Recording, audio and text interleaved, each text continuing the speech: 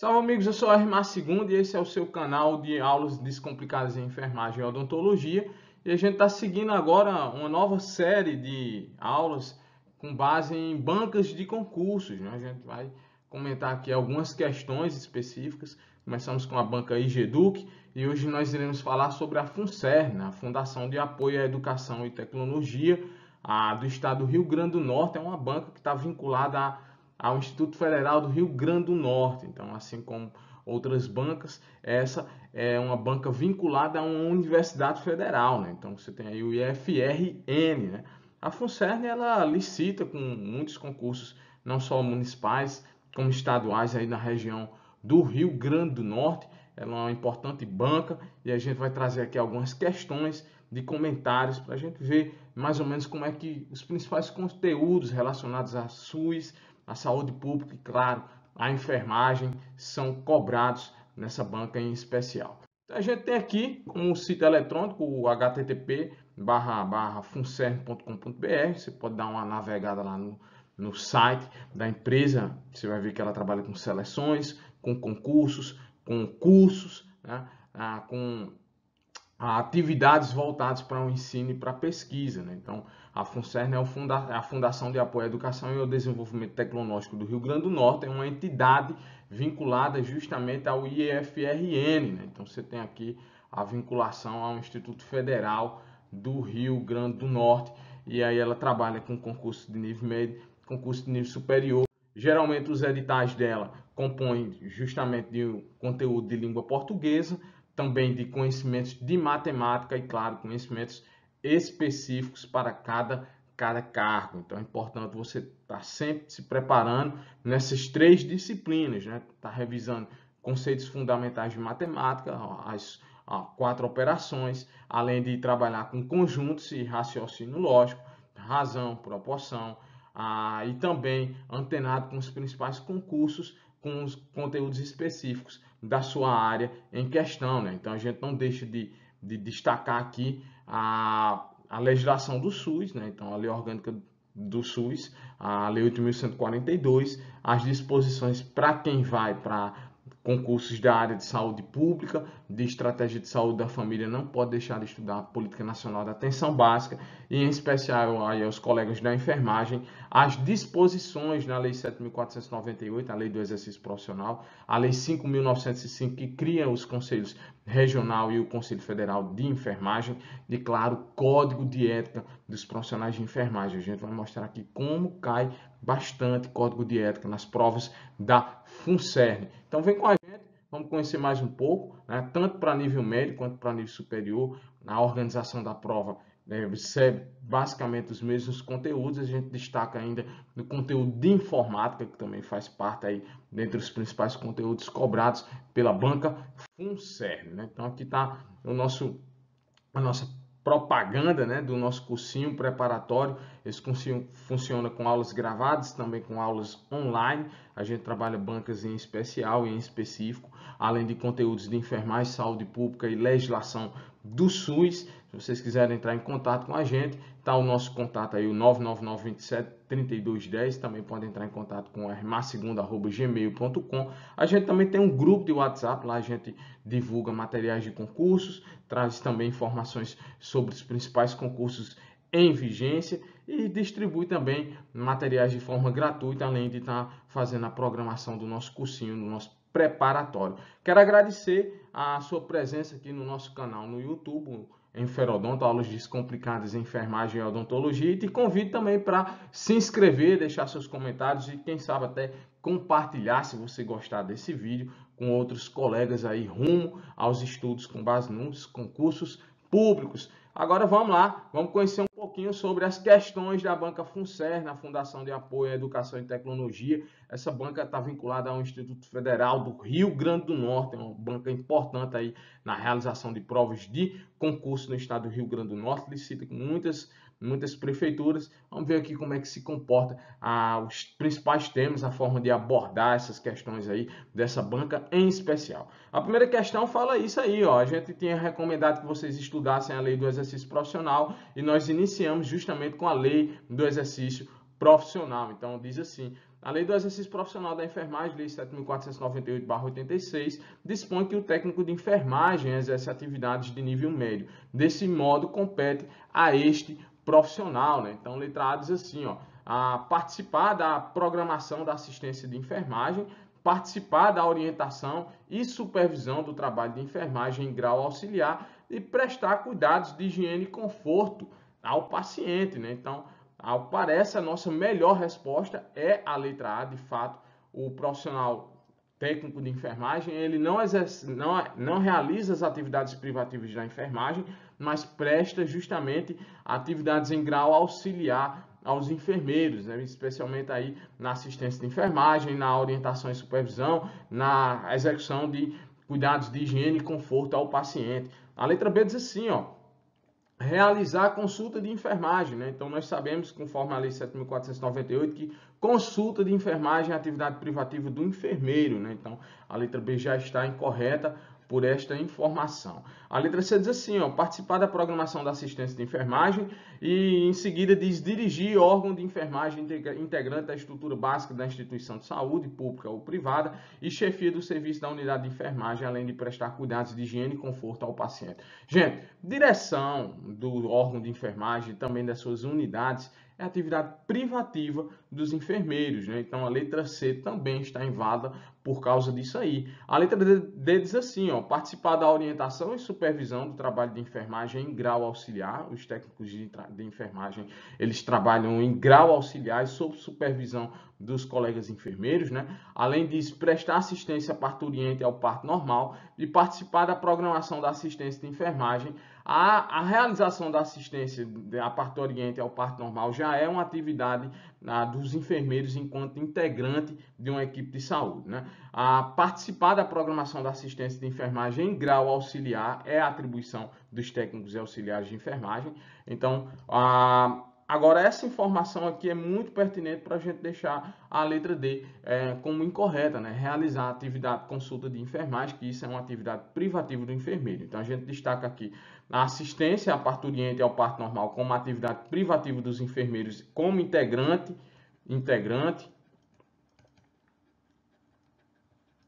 da equipe de saúde. E, claro, a consulta de enfermagem como uma atividade privativa.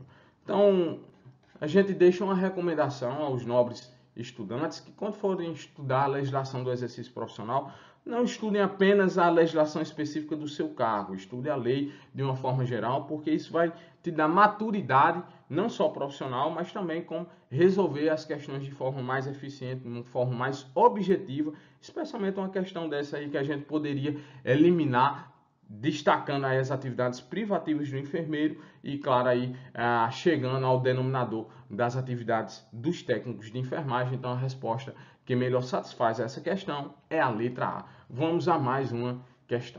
A segunda questão diz assim, ó: na Prefeitura de Jardim de Piranhas, Jardim de Piranhas faz aí parte do estado do Rio Grande do Norte, o cargo de enfermeiro de estratégia de saúde da família. Diz assim, ó: é recomendado o uso da cadeia de sobrevivência específica para o atendimento no ambiente hospitalar para reanimação cardiopulmonar. A sequência correta da cadeia de sobrevivência no atendimento a uma reanimação cardiopulmonar em ambiente hospitalar é. Então, assim, é uma questão que trata justamente de parada cardiorrespiratória e reanimação cardiopulmonar. A gente destaca duas cadeias de sobrevivência, uma intra-hospitalar e a outra extra-hospitalar.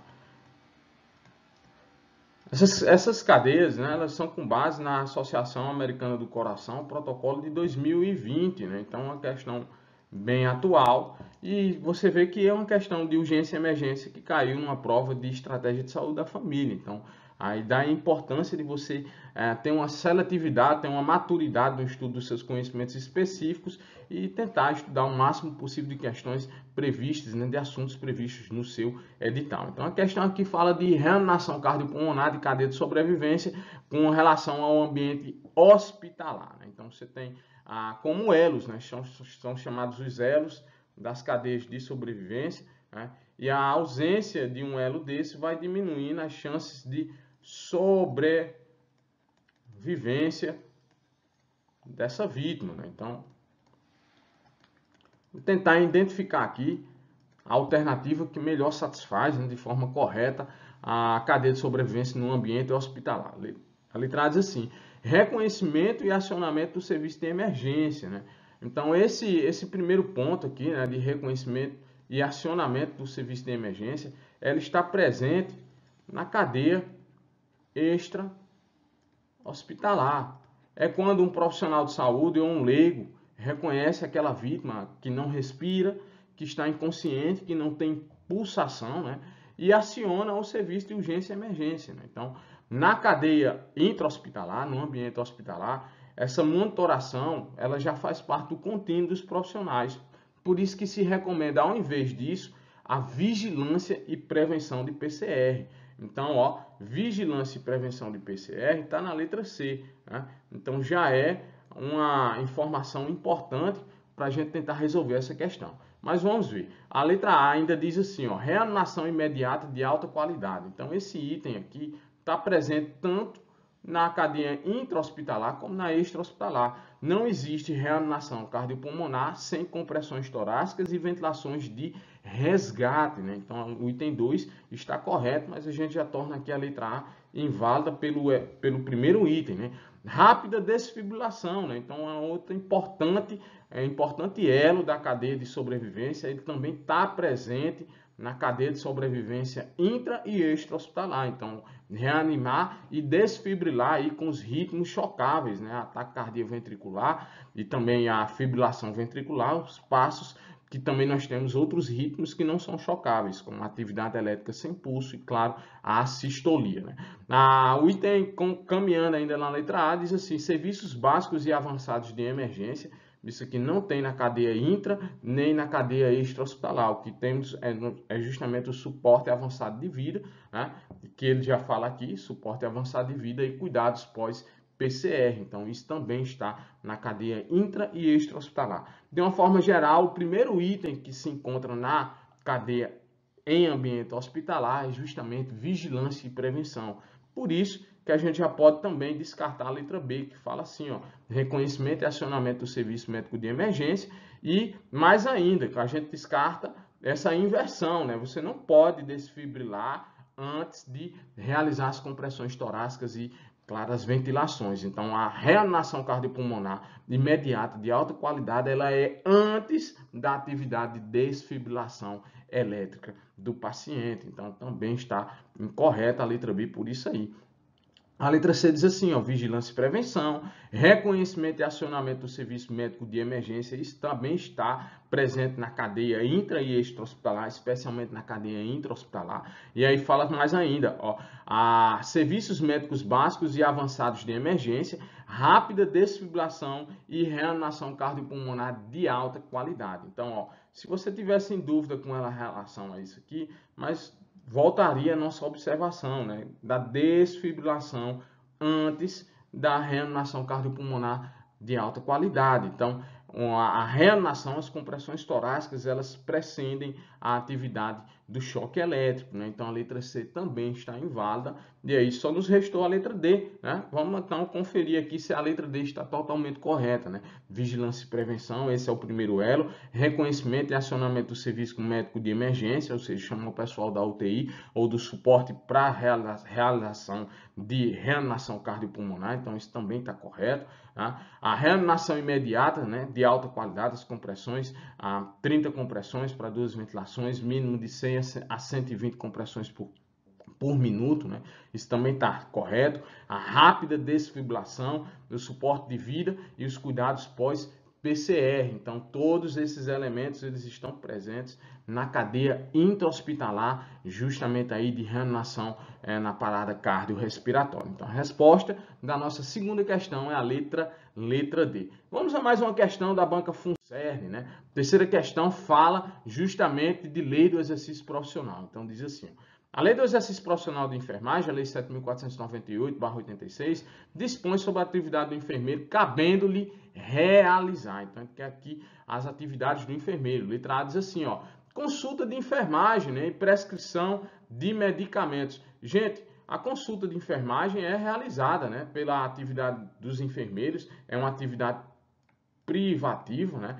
Porém, a prescrição de medicamentos só como integrante da equipe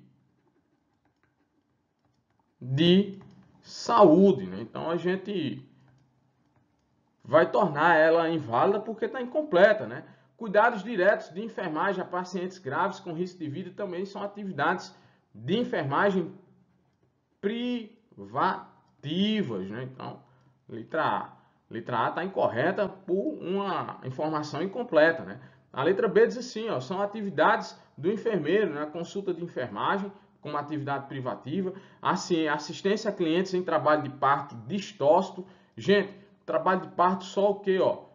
Eutócito, né? O trabalho de parto normal, e mesmo assim a assistência ao trabalho de parto como integrante da equipe, né? Não é atividade privativa do enfermeiro, né? A letra C fala assim, ó, consulta de enfermagem, prescrição da assistência de enfermagem, cuidados diretos de enfermagem a pacientes graves com risco de vida, né? Então, todas essas informações, elas são atividades privativas do enfermeiro, conforme a Lei 7.498/86, a famosa LEP, Lei do Exercício Profissional. A letra D fala ainda, ó, consulta de enfermagem, prescrição de medicamentos de forma autônoma e pequenas cirurgias, né? Não, nossos profissionais de enfermagem não estão habilitados a realizar pequenas cirurgias, e as prescrições de medicamentos somente nos programas de saúde pública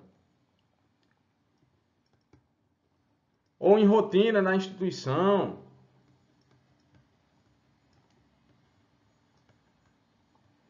E não são atividades privativas, e sim integrando a equipe de saúde. Então, a resposta da nossa terceira questão é justamente a letra C, né? Atividades privativas de enfermagem, a consulta de enfermagem, a prescrição da assistência e os cuidados de enfermagem a pacientes graves com risco de vida. Vamos a mais uma questão. A quarta questão diz assim, ó, a questão sobre o Código de Ética, né? A resolução do Conselho Federal de Enfermagem, 564 de 2017, aprovou a reformulação, né? A gente tem um antigo Código de Ética de 2011, né? Do Código de Ética dos Profissionais de Enfermagem. Este código norteou-se por princípios fundamentais que representam imperativos para a conduta profissional. Dentre os direitos do profissional de enfermagem presente no código está. Então a questão aqui versa sobre direitos, né, dos profissionais de enfermagem, né? Então o nosso código tem direitos, tem deveres, tem proibições, tem as penalidades e uma parte muito importante do código também, os princípios fundamentais. Apesar de não vierem capitulados como artigos, mas eles também fazem parte da interpretação jurídica do seu código de ética. Então não deixem de estudar o preâmbulo e os princípios fundamentais deste código. E a questão aqui pede justamente sobre os direitos, né, do profissional de enfermagem. Então, letra A diz assim, colaborar com o processo de fiscalização do exercício profissional e prestar informações fidedignas, né, verdadeiras, permitindo o acesso a documentos e a área física institucional, né? Então, colaborar com o processo de fiscalização, gente, não é um direito, e sim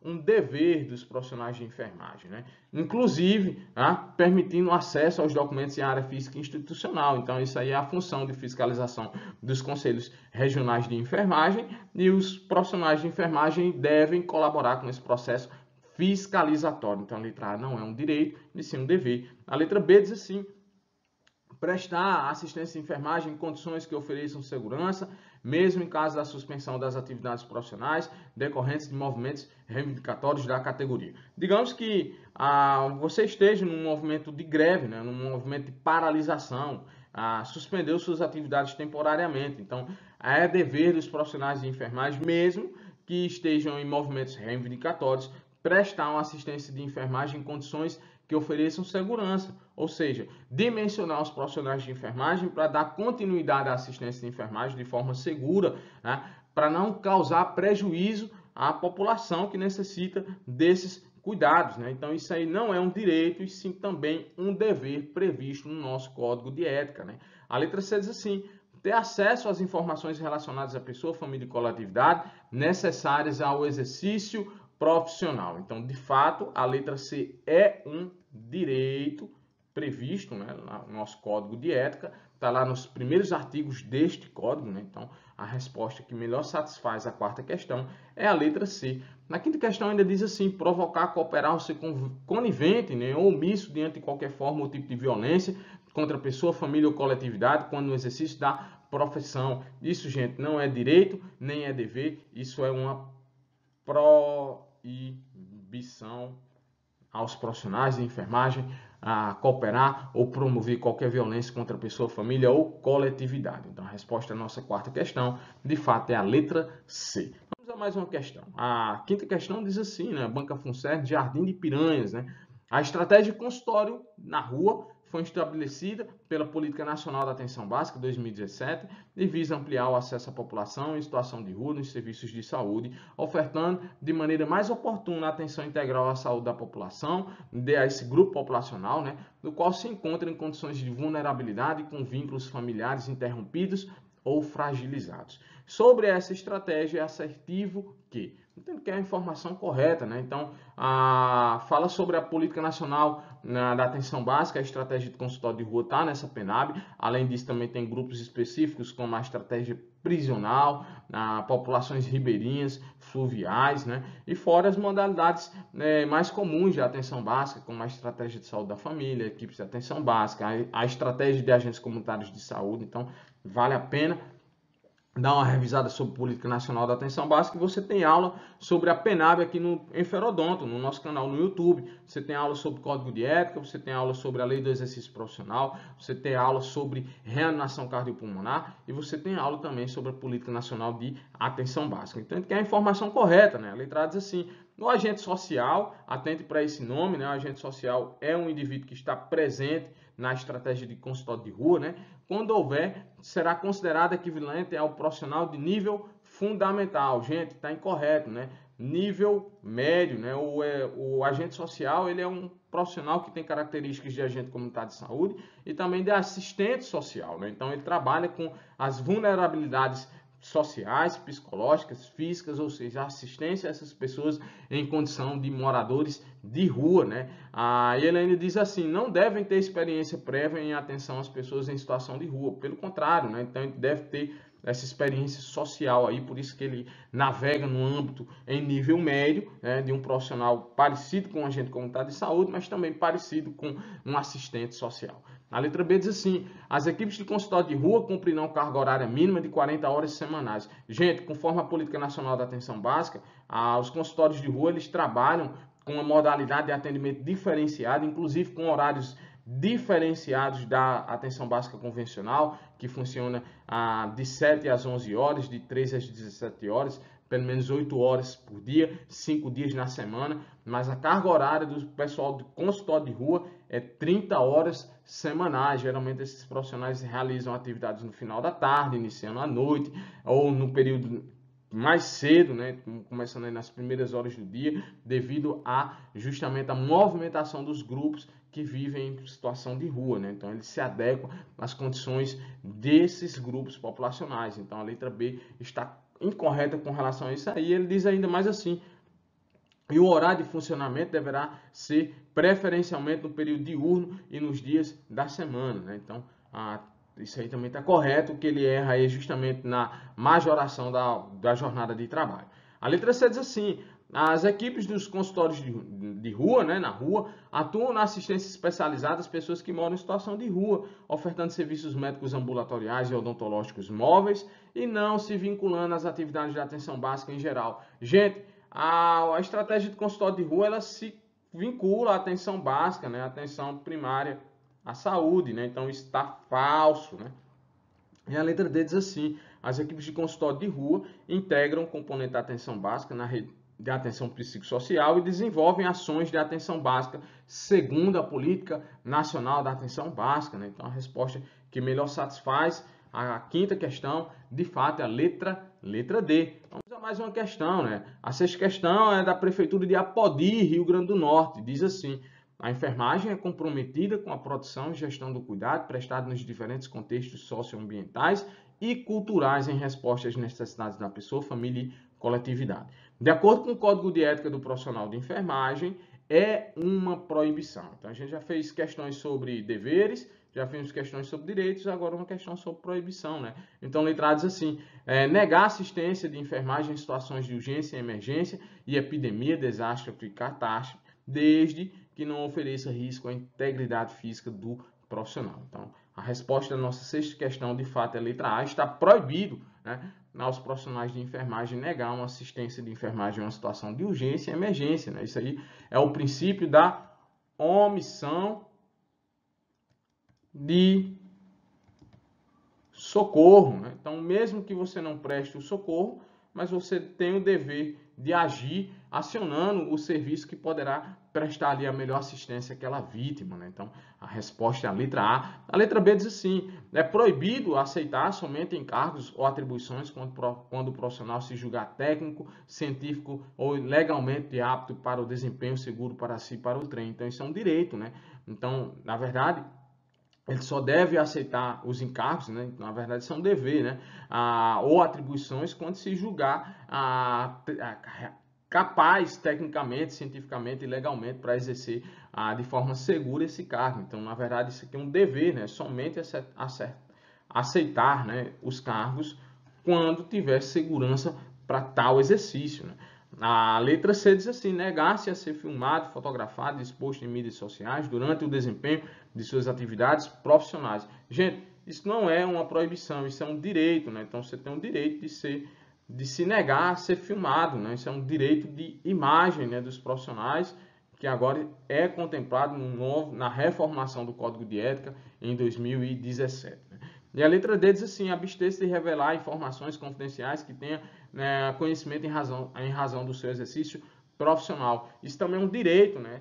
É o direito do sigilo profissional, né? Então, só revelar o sigilo às pessoas que estão obrigadas a manter segredo ou em situações especiais, como segurança do próprio profissional, por ordem judicial a juiz do profissional, e também em situações que assim requerem, como por exemplo em doenças de notificação compulsória, que você tem ali um dever de notificar, de informar a autoridade sanitária sobre a ocorrência dessas doenças transmissíveis em especial. Então, a resposta da nossa sexta questão é a letra A. Vamos a mais uma questão. Sétima questão diz assim, ó: as ações e os serviços públicos de saúde e os serviços privados contratados ou conveniados que integram o Sistema Único de Saúde são desenvolvidos de acordo com as diretrizes e obedecem a alguns princípios, né? Então, sobre esses princípios é correto afirmar. Isso é uma questão que envolve SUS constitucional, os artigos 196 a 200 da Constituição.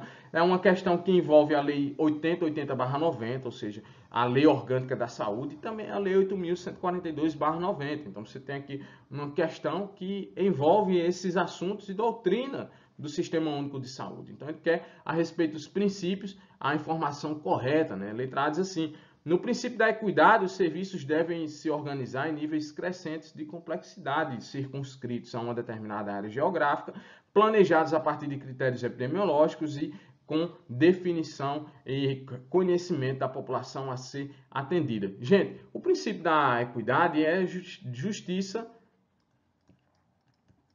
social. E aqui ele deu uma definição do princípio de regionalização mais hierarquização. Ou seja, níveis de complexidade crescentes e a organização do serviço com base nas características sociais, demográficas e epidemiológicas daquela região, né? Então, há uma incorreção entre a definição do princípio, né? Então, está falso. Na letra B diz assim, ó: no princípio da participação popular, a sociedade deve participar no seu dia a dia do sistema, né? Para isso, devem ser criados os conselhos e conferências de saúde que visam formular estratégias, controlar e avaliar a execução da política de saúde, né? Então, isso aqui é o princípio da participação popular. Ele está previsto na Constituição, ele foi regulamentado pela Lei 8.142 90, tá? E está corretinho, né? Então fala aí das instâncias de participação, dos conselhos, das conferências de saúde. Então vale a pena você dar uma revisada na Lei 8.142, que trata do controle social. Então a resposta da nossa sétima questão é a letra B, né? A letra C fala assim, ó: no princípio da descentralização e comando único, o objetivo é diminuir as desigualdades. Isso significa tratar igualmente os desiguais, investindo mais onde a carência é maior. Então, isso aqui é o princípio, gente, da equidade, né, que foi relatado lá na letra A, né? Então, tá falso também. Tratar os iguais por iguais e os desiguais por desiguais é justiça social. E a letra D diz assim, ó: o princípio da integralidade deve redistribuir poder e responsabilidade entre os 3 níveis de governo, né? Com relação à saúde, esse princípio objetivo prestar serviços com maior qualidade e garantir o controle e a fiscalização por parte dos cidadãos. Isso é o princípio da descentralização, né, gente? Descentralização político-administrativa, né? Então, da União para os estados, dos estados para os municípios, né? Então, trazer a saúde mais próxima das pessoas. O princípio da integralidade, ele relaciona-se a atender de uma forma holística as necessidades das pessoas, inclusive nos 3 níveis de assistência, primário, secundário e terciário. Então, a resposta na sétima questão, de fato, é a letra B. Vamos a mais uma questão. A 8ª questão diz assim, ó: as diretrizes da Associação Americana do Coração para a Ressuscitação Cardiopulmonar são recomendações utilizadas pelos profissionais de saúde leigos treinados no assunto, né? Essas recomendações são baseadas em revisões sistemáticas para a temática em questão. Uma diretriz publicada em 2020, né? A última diretriz, na verdade, publicada em 2020, com base nessas recomendações, é correto afirmar. Então, a gente deu um textinho, vamos ver aqui com a informação correta, né? A letra A diz assim: para a parada cardiorrespiratória em ambiente extra-hospitalar, a cadeia de sobrevivência, a gente resolveu questão sobre isso, né? É composta de reconhecimento e acionamento do serviço médico de emergência, reanimação cardiopulmonar imediata de alta qualidade, vigilância e prevenção e suporte avançado de vida e cuidados pós-PCR. Gente, começou bem, né? Reconhecer no ambiente extra-hospitalar, está correto, né? Reanimação imediata de alta qualidade, isso também está correto. Só que depois disso, ó, vem o que? A desfibrilação, né, gente? E vigilância e prevenção, ele está no ambiente hospitalar, né? Então, ambiente intra-hospitalar, né? Então, ó, intra-hospitalar. Então, a letra A tá falsa, né? Letra B diz assim, ó: no suporte básico de vida, o socorrista deve realizar compressões torácicas a uma frequência de 100 a 120 compressões por minuto, né? Então, está verdadeiro. Então, a resposta da nossa questão é a letra B. A letra C diz assim, ó: os socorristas devem apoiar-se sobre o tórax entre as compressões para permitir um retorno total, né, gente? Ó, e não parcial do tórax, né? Então, essas compressões, elas devem deprimir em torno de 5 a 6 centímetros o tórax do adulto, né? Então, pensando aí na reanimação do adulto e permitir o seu total retorno, né? Então, a letra C está falsa. A letra D diz assim: para adultos, a relação compressão-ventilação no suporte de vida deve ocorrer se um socorrista, 30 para 2. Se 2 socorristas, 15 para 2. Gente, isso não é para adulto, isso é para pediatria, né? Ó, pediatria, né? No adulto a gente tem essa condição, tá? Ó, 30 compressões, 2 ventilações, cada ventilação dura 1 segundo, ventilar a cada 5 a 6 segundos. Se ele já tiver com a via aérea avançada, né? Então aí ele já está entubado, né? Então você vai com as compressões contínuas, 100 a 120 compressões por minuto e, claro, uma ventilação a cada 5 a 6 segundos, né? Então ele te deu aqui a referência na letra D de pediatria. Então a resposta que melhor satisfaz a 8ª questão é a letra B. Vamos a mais uma questão. Diz assim, ó: A resolução do Conselho Federal de Enfermagem, número 564 de 2017, aprova um novo Código de Ética dos Profissionais de Enfermagem. Nela, em seu capítulo 2º, relacionado aos deveres, no artigo 47, diz assim que o profissional de enfermagem deve, posicionar-se contra e denunciar aos órgãos competentes ações e procedimentos dos membros da equipe de saúde quando houver risco de danos decorrentes de imperícia, negligência e imprudência ao paciente, visando a proteção da família, da pessoa, da família e da coletividade. Em outras palavras, o profissional de enfermagem deve denunciar ao Conselho Regional de Enfermagem e aos órgãos competentes qualquer risco realizado não só pelo profissional de enfermagem, né, pelos integrantes da equipe de enfermagem, como de outro profissional, decorrente de negligência, imperícia e imprudência. Aí ele diz assim, em uma situação em que o profissional de enfermagem comete um erro por falta de qualificação técnica, teórica ou prática sobre determinada ação ou procedimento, tem-se um caso de... Então, uma questãozinha que a gente vai definir aqui as condições de negligência, imprudência, irresponsabilidade e imperícia.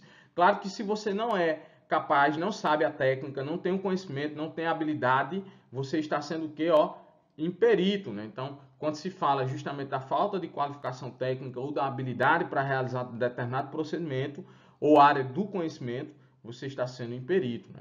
Você está sendo negligente quando você é desatento, e não observa as coisas, faz sem cuidado, né? de forma desatenciosa, né?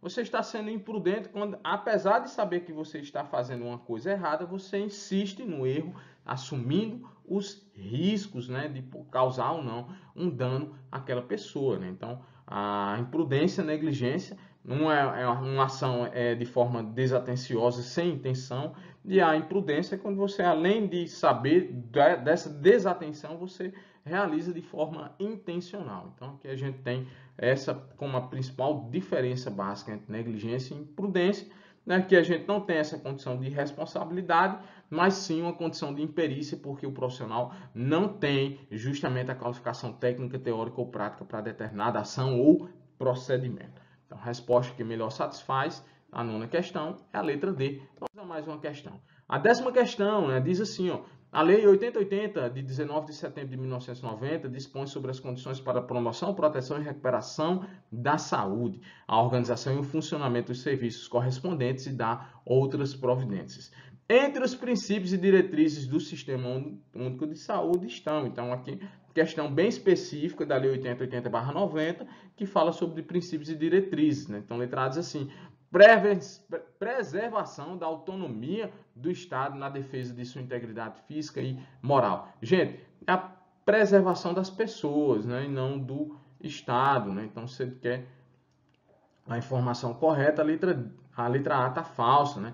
A letra B diz assim, controle e fiscalização de serviços, produtos e substâncias de interesse para a saúde. Isso não é princípio, né, gente? Isso é uma atribuição do Sistema Único de Saúde, né? Então, versa sobre as atribuições, está falso também. A letra C diz assim, a utilização da epidemiologia para o estabelecimento de prioridades, a alocação de recursos e a orientação programática, né? Então, se ele quer um princípio na Lei Orgânica da Saúde, a resposta é a letra C, né? Então, a epidemiologia ela é utilizada justamente para tratar de equidade, né? Definir prioridades, estabelecer prioridades e identificar o perfil demográfico e epidemiológico para saber onde mais a gente vai investir, onde tem mais problemas e onde menos a gente deve investir, onde tem menos problemas, né? Então, a letra C, de fato, é a resposta à questão. A letra D fala assim, formulação e execução da política de sangue, hemo e de seus derivados, né? Então, isso é uma atribuição do Sistema Único de Saúde e não um princípio. Então, a resposta da 10ª questão é a letra C. Vamos a mais uma questão. A 11ª diz assim, a resolução do Conselho Federal de Enfermagem, número 564 de 2017, aprova o Código de Ética dos Profissionais de Enfermagem. Em seu artigo 42, encontra-se a determinação: respeitar o direito do exercício da autonomia da pessoa ou do seu representante legal na tomada de decisão, livre e esclarecida sobre a sua saúde, segurança, tratamento, conforto, bem-estar, realizando ações necessárias de acordo com os princípios éticos e legais. essa determinação se constitui. Então, você respeitar o profissional de enfermagem, respeitar o exercício da autonomia da pessoa ou do representante depois de livre esclarecidamente sobre as condições para realizar uma ação ou procedimento. Isso é o que representa o que para os profissionais de enfermagem? Claro que é um dever do profissional de enfermagem, né? Então a gente tem que respeitar a autonomia das pessoas, não uma proibição, não uma concessão, até porque o código não fala de concessões aos profissionais de enfermagem e não é um direito profissional de enfermagem, e sim uma obrigação, um dever de agir desses profissionais. Então a resposta da 11ª questão é a letra D. 12ª diz assim, ó, o choque é uma condição clínica que pode ser definida como uma síndrome caracterizada pela incapacidade do sistema circulatório fornecer oxigênio e nutrientes aos tecidos de forma a atender às suas necessidades metabólicas.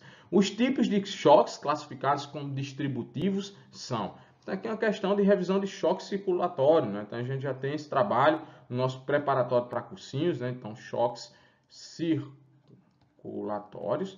Então, você tem o choque clássico, que é o choque hemorrágico. Ele é decorrente de perda de sangue ou de líquidos hemorrágico.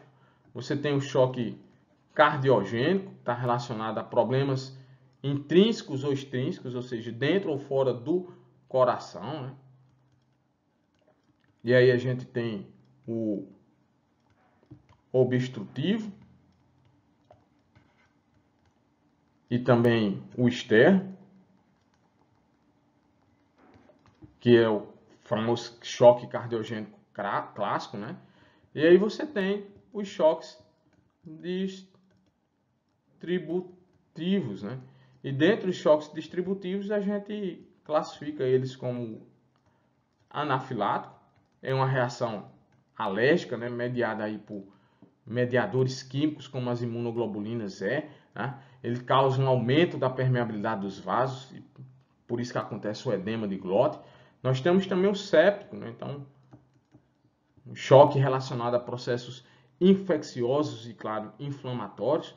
E também nós temos o choque neurogênico, que é justamente uma lesão no sistema nervoso, seja ele central ou periférico, em que se há a perda do tônus vascular, né? Então, ocorre perda de volumes devido à redução da capacidade dos vasos em se contrair, em formar o que a gente chama de complacência, né? Então, a questão fala sobre choques distributivos, e aí a gente classificou aqui os choques distributivos, ficou fácil de resolver agora, né? Então, os choques distributivos são os anafiláticos, os sépticos e os neurogênicos. Resposta da 12ª questão, a letra C. Vamos a mais uma questão. Diz assim, ó: a ação que deve ser realizada para obter uma reanimação cardiopulmonar de alta qualidade para adultos, segundo a Associação Americana do Coração de 2020, é... Então, uma ação que deve ser realizada para ter uma reanimação cardiopulmonar de alta qualidade. Letra A diz assim: apoiar-se sobre tórax entre compressões, permitindo o retorno parcial do tórax, né, gente? Não é o retorno parcial, e sim o retorno total, né? Então, a letra A está falsa, né? A letra B diz assim, ó: comprimir a uma frequência inferior a 100 ou superior a 120 batimentos por minuto. E, na verdade, a frequência ela versa entre 100 a 120 compressões por minuto, né? Então, isso também está falso, né? A letra C diz assim, ó: interromper as compressões por mais de 10 segundos. Na verdade, o protocolo pede que as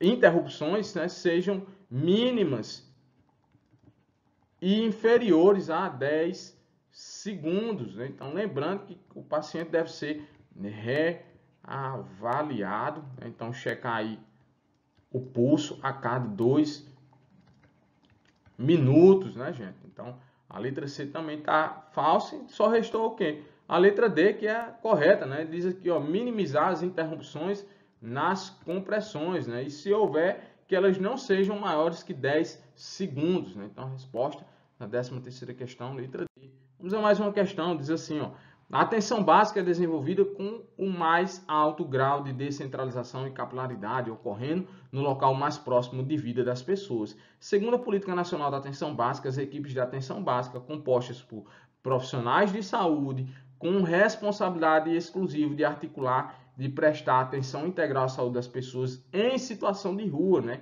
Nessa descrição refere-se às equipes.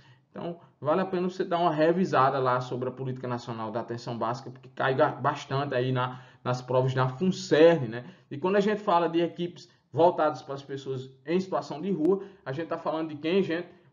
Da equipe de consultório de rua, né? Então, ESR é uma equipe para modalidades específicas, para populações específicas, contempladas aí na Política Nacional da Atenção Básica, né? Então, a resposta é a letra C. Vamos à última questão de hoje. Diz assim, ó, a Portaria 2.436 de 2017 aprova a Política Nacional da Atenção Básica, estabelecendo a revisão das diretrizes para a organização da atenção básica no âmbito do Sistema Único de Saúde.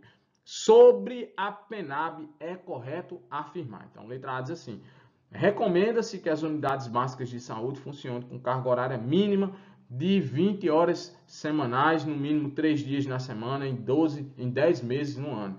Então, totalmente errado, né?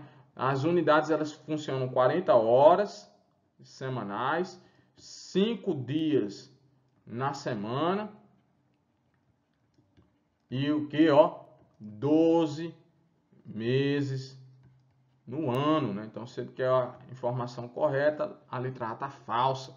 Letra B diz assim, destacam-se como importantes ações no processo de avaliação de risco e vulnerabilidade na atenção básica, o acolhimento com classificação de risco e estratificação do risco, né? Então, isso está correto, né? A gente utiliza muito protocolo de Manchester, né? Então, lembrem, o acolhimento com classificação de risco, embora esteja orientado para os serviços de urgência e emergência, mas eles também podem ser realizados na atenção primária à saúde, né? Então, letra B está correta. Inclusive, o acolhimento com classificação de risco, né? Ele faz parte da Política Nacional de Humanização, né? E você tem aula aqui no Enferodonto sobre acolhimento com classificação de risco, né? Então, vale a pena revisar lá a resolução do Conselho Federal de Enfermagem. A letra C diz assim, as equipes de saúde da família em áreas de grande dispersão territorial, áreas de risco e vulnerabilidade social, recomenda-se a cobertura de 50% da população. Gente, tá falso, né? Não é 50% e sim 100%, né? Quando há vulnerabilidade, quando há risco, né? Recomenda-se a cobertura de 100%, com um número máximo de 750 pessoas por agente comunitário de saúde, e não 250%. Então, isso também está falso, né?